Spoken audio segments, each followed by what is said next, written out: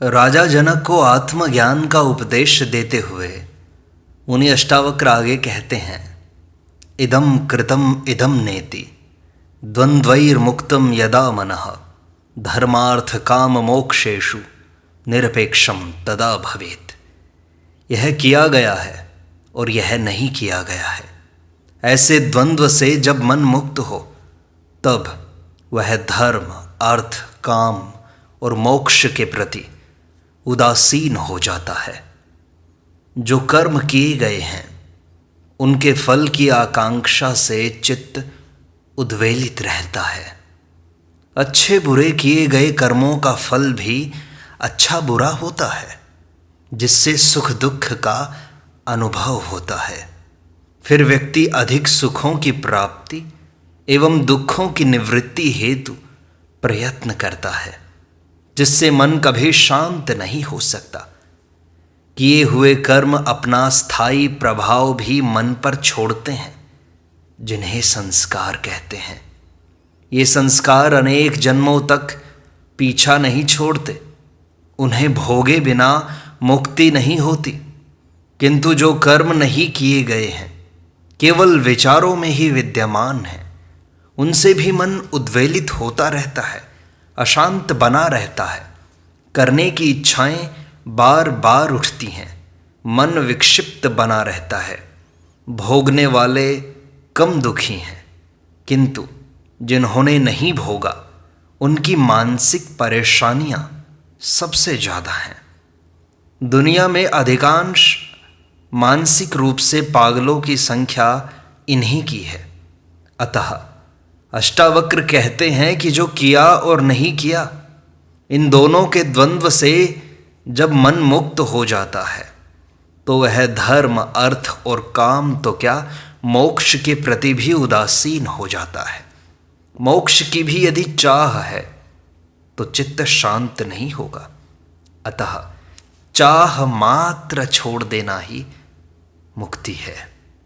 अष्टावक्र आगे कहते हैं, विरक्तो विषय द्वेष्टा रागी विषय लोलुपः ग्रह मोक्ष विहीनस्तु न विरक्तो न रागवान। विषय का द्वेषी विरक्त है, विषय लोलुप रागी है।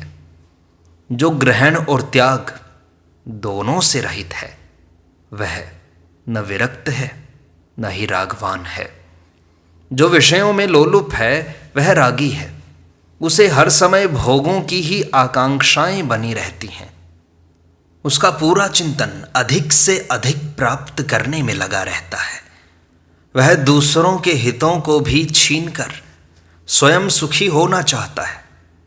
ऐसे रागी एवं विषय लोलुप को निकृष्ट से निकृष्ट कर्म भी करने में लज्जा नहीं आती। उनके बुरे परिणामों को भोग कर भी उसकी विषय लोलुपता नहीं जाती, बल्कि और बढ़ जाती है। चोरी से कमाए हुए धन को रिश्वत में दे देने से उसकी लोलुपता और बढ़ जाती है, जिससे पहले से ज़्यादा कमाने की इच्छा हो जाती है। इसी प्रकार जो विषयों में द्वेष करता है उसे विरक्त कहते हैं। ऐसा विरक्त भी शांत नहीं है, उसका चिंतन विषयों को गाली देने में ही चलता रहता है। वह संसार, घर, परिवार, धन, दौलत, स्त्री, पुत्र, काम, क्रोध सबको गालियां ही देगा, बुरा कहेगा। भोगने वाले और ये तथा कथित त्यागी दोनों ही समान रूप से अशांत हैं, दोनों के ही मन अशांत हैं। मोक्ष वही है जिसमें मन पूर्णतः शांत हो जाए, निर्द्वंद्व हो जाए, विचार एवं विकल्प शून्य हो जाए। इसलिए अष्टावक्र कहते हैं कि जो राग और विराग, ग्रहण और त्याग, संसार और संन्यास, भोग और त्याग, आसक्ति एवं विरक्ति, इन जैसे द्वंद्वों से रहित है, वही तो वीतरागी है, वही अनासक्त है, वही निर्द्वंद्व है। उसी को शांति प्राप्त होती है एवं वही मोक्ष है। मोक्ष कोई स्थान नहीं है जहाँ जाना है, बल्कि चित्त की ऐसी शांत दशा ही मोक्ष है। अष्टावक्र आगे कहते हैं, हेयोपादेयता तावत् संसार विटपांकुरः स्पृहा जीवति यावत् वही निर्विचार दशास्पदम। जब तक स्पृहा तृष्णा जीवित है, जो कि अविवेक की दशा है, तब तक हेय और उपादेय त्याग और ग्रहण भी जीवित है, जो कि संसार रूपी वृक्ष का अंकुर है। जब तक मन हेय और उपादेय, अच्छा और बुरा, शुभ और अशुभ, ग्रहण और त्याग, इन भावनाओं को रखता है, तब तक स्पृहा भी जीवित है, इच्छाएं एवं तृष्णा भी जीवित है। इसी तृष्णा के कारण हेय और उपादेय की कल्पना होती है। उपादेय की भावना ही तृष्णा नहीं है, हेय की भावना भी तृष्णा के कारण है। तृष्णा नहीं हो तो हेय के भाव ही उत्पन्न नहीं होते। यह विपरीत राग है, विपरीत आसक्ति है। हम किसी की निंदा तभी करते हैं जब उसमें हमारा न्यस्त स्वार्थ होता है, उसके प्रति वासना होती है, कुछ पाने की इच्छा थी जो पूरी नहीं हुई, जिससे निंदा करते हैं। यह तृष्णा ही अविवेक की दशा है। त्याग भी यदि उच्च भोग के लिए किया जाए, स्वर्ग मोक्ष आदि के लिए किया जाए, तो यह बड़ी तृष्णा है। संसारी तो थोड़े से भोगों की ही तृष्णा करता है, घर बार, बच्चा, धन, सुख, नौकरी आदि, किंतु तथा कथित त्यागी इन क्षुद्र भोगों को, इन खोखले से सुखों को, महत्वहीन संपत्ति को भी, जो भी स्वयं की नहीं है, चोरी से कमाई गई है, उसकी तृष्णा त्याग कर स्वर्ग और मोक्ष के महासुख की तृष्णा करता है। भगवान के 2 रुपए का नारियल चढ़ाकर स्वर्ग का दरवाजा खटखटाने की तृष्णा करता है। अष्टावक्र कहते हैं कि यह सब अविवेक की दशा है। यह तृष्णा यदि जीवित है तो संसार रूपी वृक्ष का अंकुर भी जीवित है, वह फिर फूटकर वृक्ष बन जाएगा। तृष्णा ही संसार है एवं उसका त्याग ही मुक्ति है। सांसारिक पदार्थ छोड़ने से मुक्ति नहीं होती। इसे कोई भी पागल अपने पागलपन में छोड़कर नग्न हो सकता है, एवं अनेक पागल ऐसा करते हैं। वे इसी अविवेक में छोड़ते हैं कि इनके छोड़ने से मुक्ति हो जाएगी, किंतु तृष्णा छोड़े बिना मुक्ति नहीं होती। तृष्णा से मन में तरंगें उठती हैं। जब तक तरंगे हैं तब तक शांति तथा मुक्ति नहीं है। अष्टावक्र आगे कहते हैं, प्रवृत्तौ जायते रागो निवृत्तौ द्वेष एव हि निर्द्वंद्वो बालवद्धिमान एवमेव व्यवस्थितः। प्रवृत्ति से राग, निवृत्ति से द्वेष पैदा होता है। इसलिए बुद्धिमान पुरुष द्वंद्व मुक्त बालक के समान जैसा है वैसा ही रहता है। संसार से मुक्ति के लिए 2 मार्ग बताए जाते हैं, एक है प्रवृत्ति मार्ग तथा दूसरा है निवृत्ति मार्ग। प्रवृत्ति मार्ग वाले कहते हैं कि भोग से ही मुक्ति होती है, प्रारब्ध कर्मों के कारण ही यह जीवन मिला है, अतः इन कर्मों के भोगे बिना मुक्ति संभव नहीं है। आत्मज्ञानी को भी प्रारब्ध कर्म तो भोगने ही पड़ते हैं। जो इन कर्मों को भोगने से मना कर संसार छोड़कर चला जाता है, त्याग कर देता है, यह उसका अहंकार है, कर्मों के नियम का उल्लंघन कर रहा है। हठयोगी भी हठपूर्वक इंद्रियों की क्रियाओं को तो रोक देते हैं, किंतु भीतर वासनाएं चलती रहती हैं, आसक्ति बनी रहती है, जिससे वह पाखंडी हो जाता है। प्रवृत्ति मार्ग वाले यह भी कहते हैं कि जिससे मुक्त होना हो उसे पूरा ही भोग लो, जिससे उसके प्रति घृणा व अरुचि हो जाएगी तथा तुम उससे मुक्त हो जाओगे। विषयों में रस इसलिए आता है कि तुम उसे पूरा भोगते नहीं, आधा आधा भोगते हो। इसके विपरीत निवृत्ति मार्ग वाले कहते हैं कि भोगों से विषय वासना कभी शांत नहीं होती। यह आकर्षण ही ऐसा है कि जितना भोगोगे उतनी ही वासनाएं बढ़ती जाएंगी। वासना कभी पूरी होती ही नहीं। इच्छाएं अनेक हैं तथा भोग से कभी शांत नहीं होती। वे जिस प्रकार आग में घी डालने से आग शांत नहीं होती, ऐसी ही वासनाएं हैं जो भोगों से शांत नहीं हो सकती।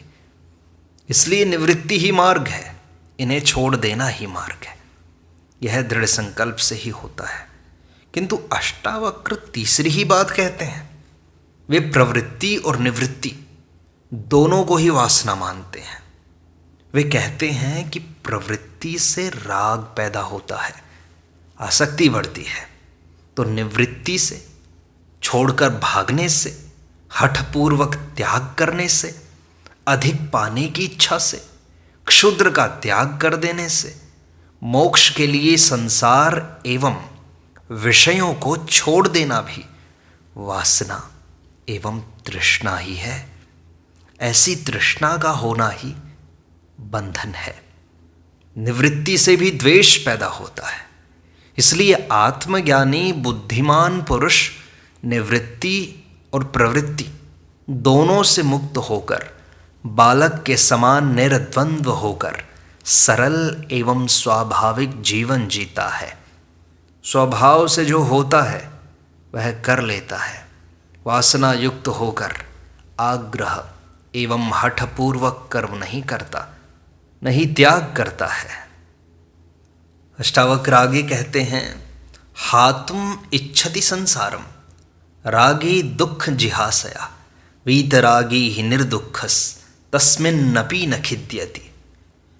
रागी पुरुष दुख से बचने के लिए संसार को त्यागना चाहता है, लेकिन वीतरागी दुख मुक्त होकर संसार के बीच भी खेद को प्राप्त नहीं होता। अष्टावक्र कहते हैं कि वह पुरुष भी रागी ही है जो दुखों से बचने के लिए संसार को त्यागना चाहता है, जो कहता है यह संसार दुख ही दुख है, जन्म दुख है, मृत्यु दुख है, जीना दुख है, मरना भी दुख है, संसार दुखों की खान है, इसलिए भाग जाओ इससे, छोड़ दो घर बार, पत्नी, बच्चे, धन संपत्ति इत्यादि, क्योंकि ये सब दुखों के कारण बनते हैं। किंतु संसार छोड़ने से दुख समाप्त नहीं होते। दुखों का कारण शरीर व मन है, वासना एवं तृष्णा है, जिनके रहते जंगल में रहते हुए भी शांति नहीं मिल सकती। वहाँ तो और अधिक बेचैनी होगी। राग यदि दुख है तो विराग भी तो दुख है, आसक्ति यदि दुख है तो विरक्ति भी दुख है, संसार यदि दुख है तो संन्यास भी दुख है, परिग्रह यदि दुख है तो अपरिग्रह भी दुख है, क्योंकि भीतर तृष्णा मौजूद है। संसार की तृष्णा छोड़कर मोक्ष की तृष्णा को पकड़ना भी दुख है। इसलिए वीतरागता ही एकमात्र दुख निवृत्ति का उपाय है। न राग न विराग, दोनों से पार अनासक्त हो जाना ही मोक्ष का कारण है। ऐसा व्यक्ति संसार में रहकर भी खेद को प्राप्त नहीं होता है, एवं विरागी जंगल में, हिमालय में रहकर भी दुखी होते रहेंगे। अतः सुख दुख पदार्थों में नहीं, अपनी मनस्थिति में है। विषयों का रागी ही उनकी पूर्ति नहीं होने पर दुखी होता है। अष्टावक्र आगे कहते हैं, यस्याभिमानो मोक्षेपि देहेपि ममता तथा न च योगी न वाज्ञानी केवलम दुख भागसौ। जिसका मोक्ष के प्रति अहंकार है और वैसा ही शरीर के प्रति ममता भी है, वह न तो ज्ञानी है न योगी है, केवल दुख भोगने वाला भोगी है। योगी क्रिया से पहुंचता है, वह अष्टांग योग साधता है। यम, नियम, आसन, प्राणायाम की क्रिया से पहुंचता है। वह विधिपूर्वक एक एक सीढ़ी पार करता हुआ पहुंच जाता है। इसलिए गिरने का भय नहीं रहता। गिरा भी तो एक सीढ़ी नीचे रुक जाता है, पूरा जमीन पर जहाँ से चला है वहाँ नहीं आता, एक सीढ़ी नीचे बस। योग भ्रष्ट में भी पूर्व जन्म के संस्कार रहते ही हैं, जहाँ से उससे आगे की यात्रा प्रारंभ हो जाती है। दूसरा ज्ञानी है जो बिना क्रिया के पहुँचता है, बोध मात्र से पहुँचता है। वह सीधा ही अस्तित्व से अनिस्तित्व में छलांग लगाता है। वह क्रिया एवं साधना को भी बंधन मानता है, क्योंकि समस्त क्रियाएं अहंकार को बढ़ाती हैं। क्रिया से चलने वाले को क्रिया में भी आसक्ति हो जाती है। वह अपने को ज्ञानी योगी मानने लग जाता है, जो अहंकार को ही बढ़ाता है। इसी प्रकार संसार को त्यागने वाला, भगवा वस्त्र पहनने वाला भी अपने को साधु, संत, महात्मा, त्यागी समझने लगता है। इससे उसका अहंकार संसारी के अहंकार से भी अधिक हो जाता है, उसकी इसमें भी ममता हो जाती है। इसलिए अष्टावक्र कहते हैं कि ज्ञान को उपलब्ध हो गया, यदि उसका भी मोक्ष के प्रति अहंकार हो गया कि अब मैं मुक्त हो गया, केवली हो गया, मैं सिद्ध शिला पर बैठ गया, मैं ब्रह्म हो गया, अब तेरे से बड़ा कोई नहीं है, तथा वैसी ही शरीर के प्रति ममता हो गई कि लोग अब इस शरीर की पूजा करें, इसकी शोभा यात्रा निकालें, मुझे गुरु मान लें, तीर्थंकर मान लें, भगवान ही मान लें। तो ऐसा व्यक्ति न तो ज्ञानी है न योगी, बल्कि वह तो केवल दुख का भागी है। अष्टावक्र आगे कहते हैं, हरो यद्युपदेष्टा ते हरि ही कमल जोपिवा तथापि न तव स्वास्थ्यम सर्व विस्मरणादृते। यदि तेरा उपदेशक शिव है, विष्णु है अथवा ब्रह्मा है, तो भी सबके विस्मरण के बिना तुझे शांति नहीं मिलेगी। अष्टावक्र कहते हैं कि मुक्ति का अर्थ विस्मरण ही है। जो संसार एवं संस्कारों से अर्जित है, उन सभी का विस्मरण कर देना ही मुक्ति है। जब तक इनकी थोड़ी सी भी स्मृति शेष है, तब तक मोक्ष नहीं है, क्योंकि संसार बंधन नहीं, यह स्मृति ही बंधन है। इसी से मुक्त होना है। यह संसार ही नहीं, बल्कि ईश्वर, आत्मा, परमात्मा इत्यादि का स्मरण भी बाधा है, क्योंकि मुक्ति में मैं रहता ही नहीं। फिर स्मरण कौन करेगा? स्मरण का अर्थ है दो विद्यमान हैं, स्मरण करने वाला एवं जिसका स्मरण किया जाता है। अतः दो के रहते मुक्ति नहीं है। यहाँ तक कि जिस गुरु की कृपा से ज्ञान उपलब्ध हुआ है, उसका भी विस्मरण करना है, वरना वह गुरु भी बंधन हो जाता है। ऐसा गुरु शिव, विष्णु अथवा ब्रह्मा ही क्यों न हो, उनका भी विस्मरण आवश्यक है। इसके बिना शांति, मुक्ति, आत्मा की परमात्मा से मिलने की बात अधूरी रह जाती है। ये सब मिल नहीं पाते। इस प्रकार अष्टावक्र गीता का 16वां प्रकरण यहाँ समाप्त होता है। शेष अगले अंक में।